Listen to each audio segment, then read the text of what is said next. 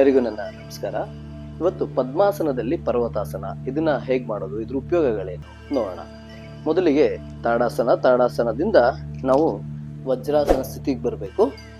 ಎರಡೂ ಕಾಲುಗಳನ್ನ ಮುಂದೆ ಮಾಡ್ತಾ ದಂಡಾಸನದಿಂದ ಪದ್ಮಾಸನ, ಬಲಗಾಲು ಎಡತೊಡೆ ಮೇಲೆ, ಎಡಗಾಲು ಬಲ ತೊಡೆಯ ಮೇಲೆ ಇಟ್ಕೊಳ್ಬೇಕು.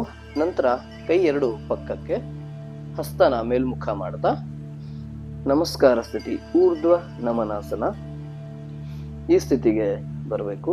ಈ ಸ್ಥಿತಿಲಿ ಸಹಜವಾಗಿ 7 ರಿಂದ 8 ಬಾರಿ ಉಸಿರಾಟದ ಕ್ರಮ ನಡೆಸಬೇಕಾಗತ್ತೆ. ನಂತರ ಗಮನಿಸಬೇಕಾದ ಅಂಶ ಏನು ಅಂತ ಹೇಳಿದ್ರೆ, ಎರಡು ಕೈ ಕಿವಿಗೆ ತಾಕ್ತಾ ಇರಬೇಕು, ಕೈ ನೇರ ಇರಬೇಕು, ಮಡಿಸಬಾರ್ದು. ಅದಾದ ನಂತರ ಎರಡು ಕೈ ಹಸ್ತ ಕೆಳಮುಖ ಮಾಡ್ತಾ ನಿಧಾನವಾಗಿ ಕೈಗಳನ್ನ ಕೆಳಗ್ ತರುವಂಥದ್ದು. ನಂತರ ಕಾಲುಗಳನ್ನ ಮುಂದೆ, ಶಿಥಿಲ ದಂಡಾಸನದಲ್ಲಿ ವಿಶ್ರಾಂತಿ. ಈ ಆಸನದಲ್ಲಿ ಏನೇನು ಉಪಯೋಗಗಳಿದೆ ಅಂತ ಹೇಳಿದ್ರೆ,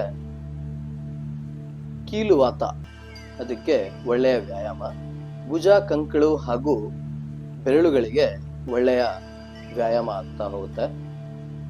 ಸಾಧಾರಣ ಕೆಲವರಿಗೆ ಕೈ ಬೆರಳುಗಳು ನಡುಗ್ತಾ ಇರುವಂತದ್ದನ್ನ ನಾವು ನೋಡ್ಬೋದು. ಅದು ಬೆರಳಿನ ದುರ್ಬಲತೆ, ಕೈಗಳ ದುರ್ಬಲತೆ ಇರುತ್ತೆ. ಈ ಆಸನ ಮಾಡೋದ್ರಿಂದ ಅದರಿಂದ ದೋಷ ಮುಕ್ತರಾಗ್ಬೋದು. ಕೈ ನಡುಕ ಬರುವಂಥದ್ದು, ಬೆರಳು ನಡುಗುವಂಥದ್ದನ್ನ ತಡೆಯಬಹುದು.